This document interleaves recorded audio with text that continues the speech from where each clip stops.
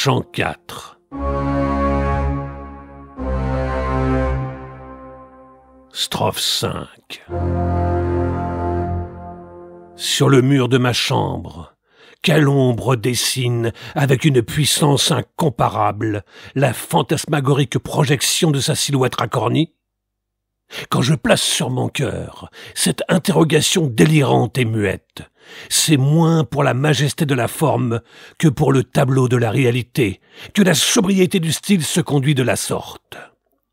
Qui que tu sois, défends-toi, car je vais diriger vers toi la fronde d'une terrible accusation. Ces yeux ne t'appartiennent pas. Où les as-tu pris? Un jour, je vis passer devant moi une femme blonde, les avait pareils aux tiens. Tu les lui as arrachés. Je vois que tu veux faire croire à ta beauté, mais personne ne s'y trompe, et moi, moins qu'un autre. Je te le dis, afin que tu ne me prennes pas pour un sot.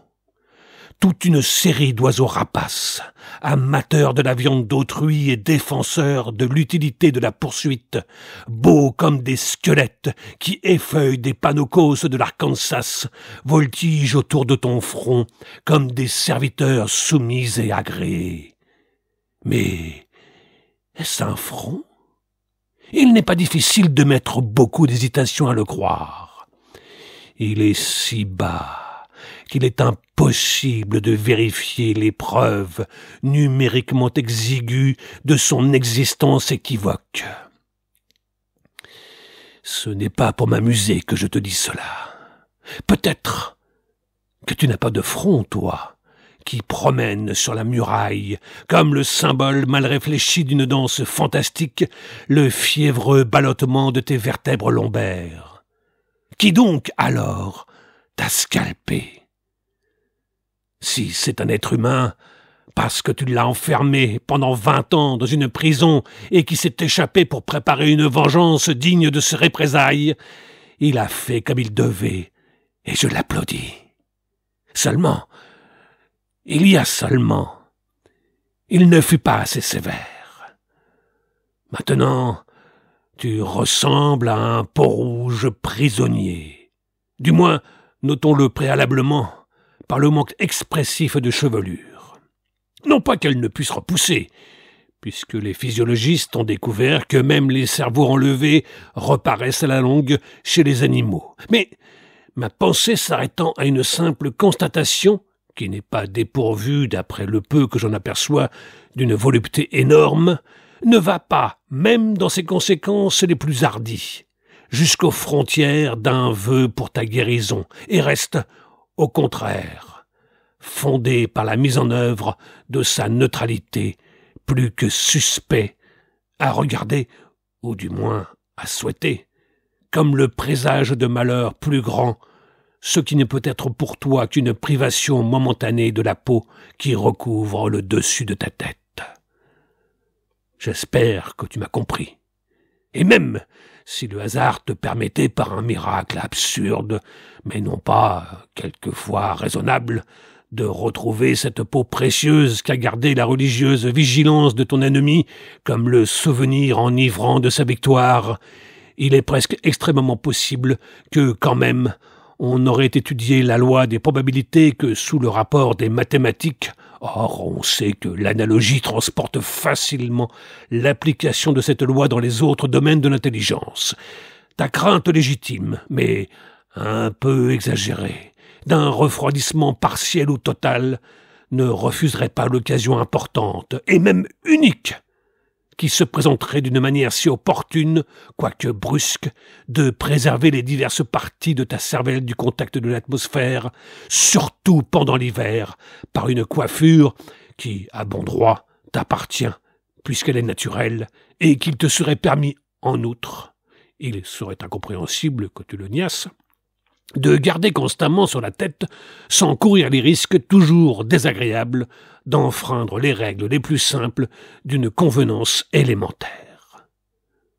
N'est-il pas vrai que tu m'écoutes avec attention?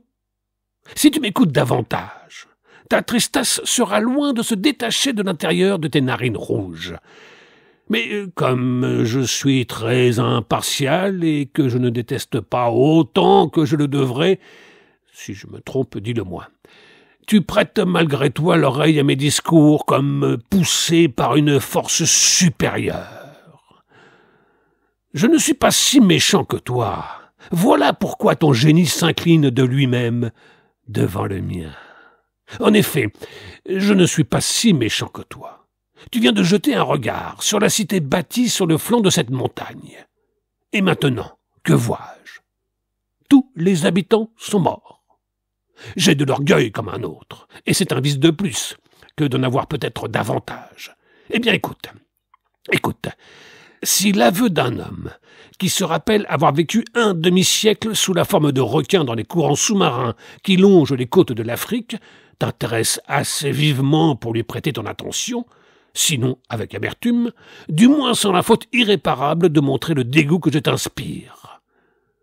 Je ne jetterai pas à tes pieds le masque de la vertu pour paraître à tes yeux tel que je suis, car je ne l'ai jamais porté, si toutefois c'est là une excuse.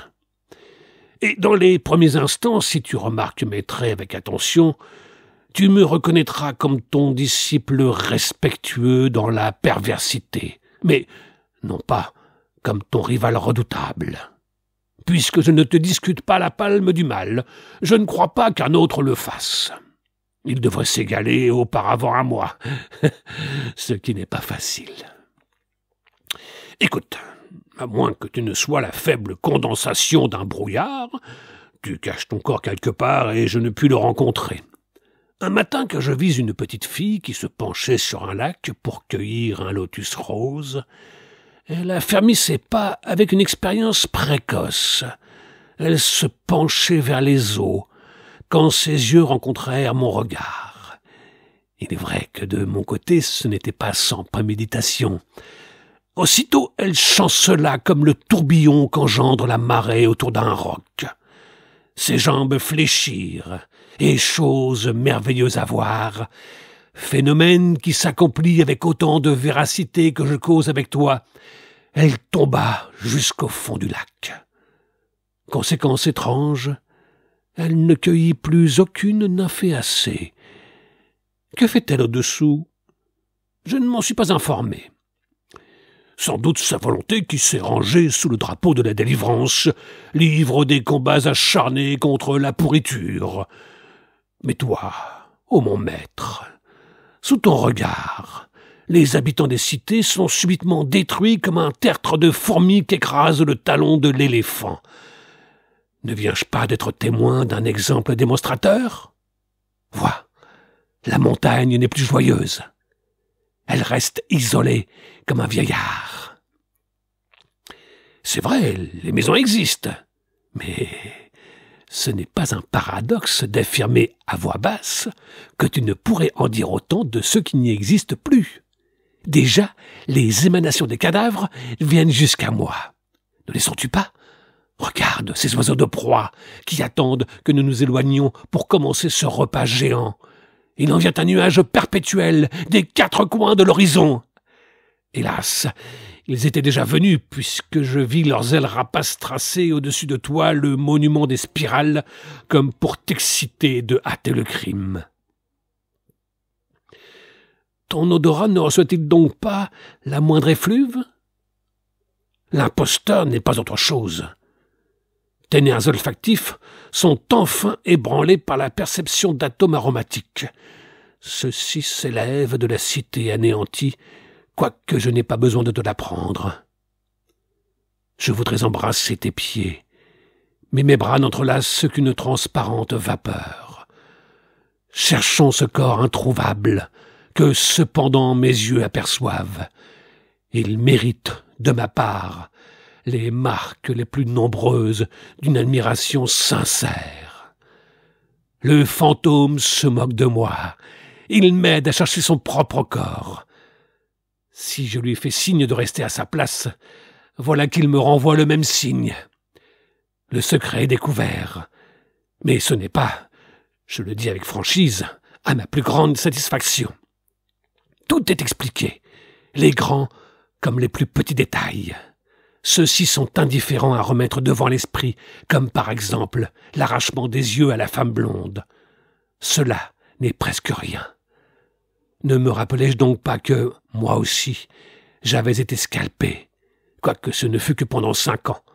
Le nombre exact du temps m'avait failli, que j'avais enfermé un être humain dans une prison pour être témoin du spectacle de ses souffrances, parce qu'il m'avait refusé à juste titre une amitié qui ne s'accorde pas à des êtres comme moi. Puisque je fais semblant d'ignorer que mon regard peut donner la mort, même aux planètes qui tournent dans l'espace, il n'aura pas tort, celui qui prétendra que je ne possède pas la faculté des souvenirs. Ce qui me reste à faire, c'est de briser cette glace en éclats à l'aide d'une pierre. Ce n'est pas la première fois que le cauchemar de la perte momentanée de la mémoire établit sa demeure dans mon imagination, quand, par les inflexibles lois de l'optique, il m'arrive d'être placé devant la méconnaissance de ma propre image.